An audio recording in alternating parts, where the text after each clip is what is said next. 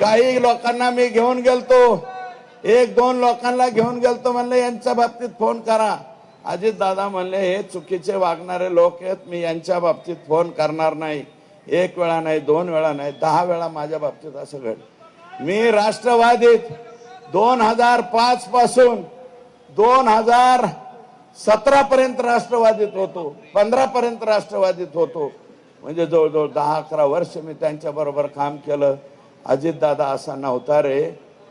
अजित दादा तुझ्या पाया पडतो, तुझं काय अडकलं रे ह्यांच्यापाशी,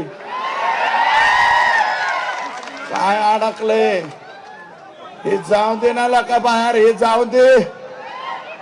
अरे बाबा, हे सातपुडा सरकारी बंगल्यावर जर बैठका घेत असतील आणि ही बैठक जर चुकीची निघाली, मी चॅलेंज देतो, राजकारण सोडून दे.